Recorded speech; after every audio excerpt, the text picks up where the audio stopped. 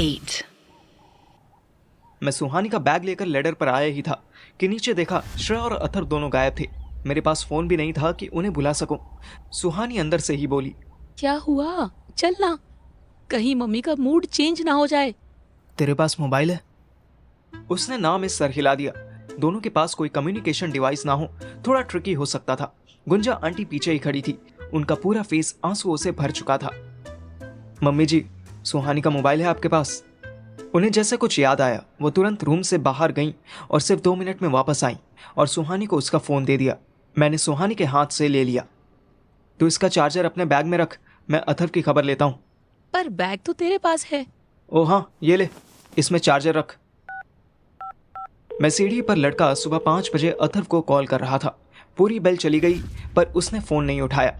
ये दोनों साले फिर किसी गोपचे में गुलू गुलू तो नहीं कर रहे थे? पहले तो सिर्फ अथर ठरकी हुआ करता था, अब तो श्रवी निम्पो बनी टक्कर ही मारने लगी। इससे पहले कि मैं मन में और गालियां देता, मुझे श्रेया की कार की आवाज आ गई।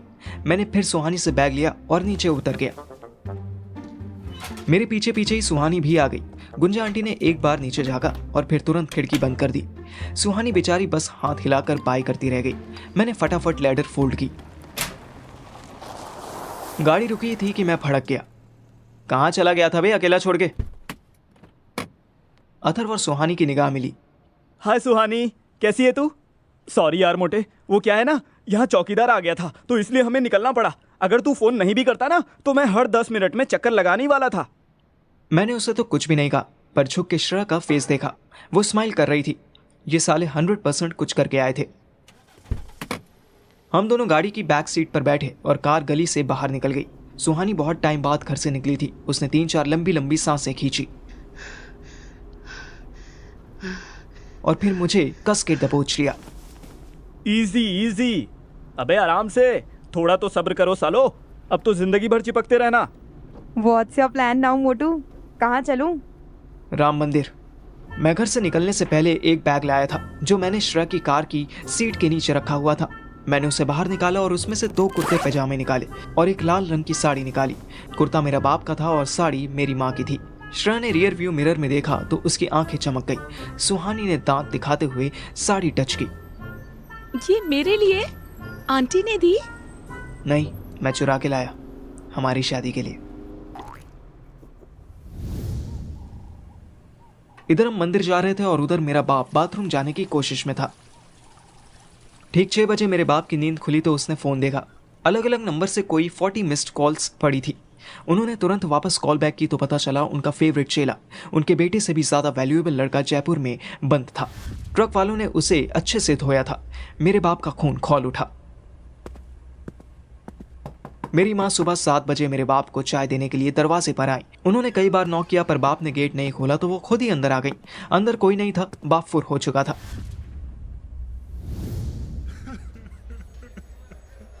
इसको चुप करा बहनचोद, चुप हो जा बे। कबीर, जिस सेल में बंद किया गया था वहां एक और लड़का बंद था जिसकी बहुत पिटाई हुई थी। उसकी पिटाई हुए 2 घंटे बीत चुके थे पर वो बेचारा अभी तक चिल्ला रहा था। कबीर रात से अब तक 50 कॉल्स कर चुका था पर किसी भी तरफ से उसे सपोर्ट नहीं मिल रहा था। उसने फिर हवलदार को इशारे से बुलवाया और 200 रुपए देकर फिर उसका फ़ोन 20 मिनट के लिए अपने पास रख लिया। इस बार उसने जिसको कॉल मिलाया था उसने तुरंत फ़ोन रिसीव किया। हेलो, कमीने कितना टाइम लगाती है फोन उठाने में।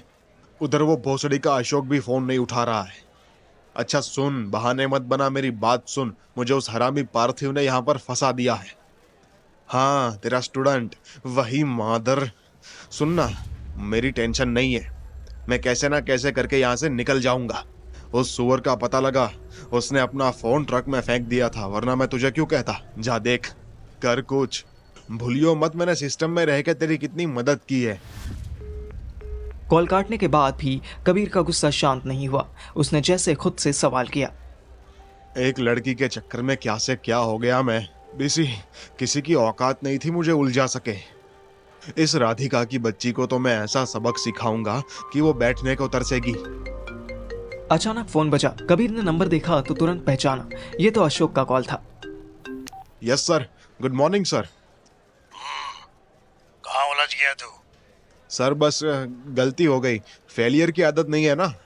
ट्रक वालों से लड़कर तुझे कौन सी विक्ट्री की उम्मीद थी? नहीं सर, वो कुछ छुपा रहे थे। उनमें से एक पाकिस्तानी एजेंट था सर। चुप, बकवास बंद कर। मैंने तुझे एजेंट बनाया है, तूने मुझे नहीं। आज भी तुझसे कहीं ज्यादा बड़ा नेटवर्क है मेरा, समझा? सीधे सीधे बता, ट्रक वालों से क्यों लड़ा तू?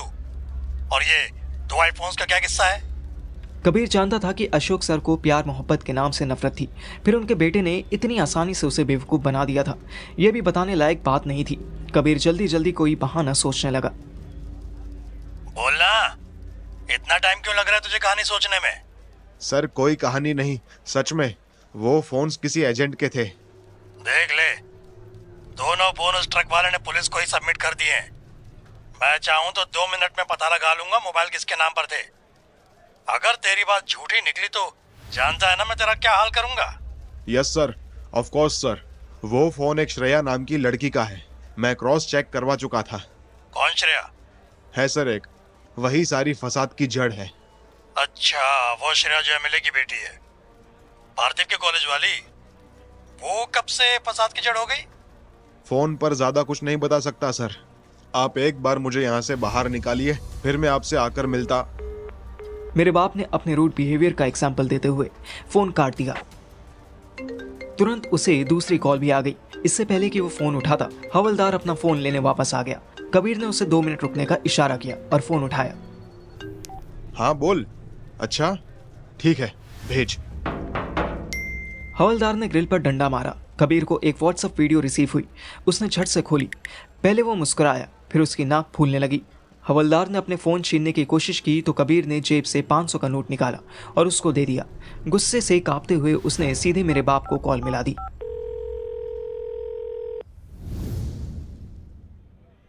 सुबह की तेज और ठंडी हवा से राम मंदिर की घंटियां अपने आप बज रही थी। 7 बजे तक मैं और मेरी सुहू तैयार हो चुके थे। मैं जानबूझकर 2 सेट कुर्ता पजामा लाया था ताकि एक अथर भी पहन सके। हालांकि मेरे बाप का कुर्ता हम दोनों के ही ढीला आ रहा था, पर अथर को देखकर तो लग रहा था जैसे किसी हैंगर पर कुर्ता टंगा हो। श्रेया अपने जीन्स टॉप में ही थी। जैसे तू 2 कुर्ता सेट लाया था, वैसे ही 2 साड़ीज भी ले आता, डफर। हाँ, ताकि इसका देखी देखा मैं भी शादी करने की जिद करने लगता। अच्छा हुआ भाई कि तू नहीं लाया, थैंक यू सो मच। मैं और सुहानी मुस्कुरा रहे थे। पंडित जी कुंड तैयार कर रहे थे। मैं मुहूर्त और मंदिर दोनों के लिए पहले ही गूगल कर चुका था।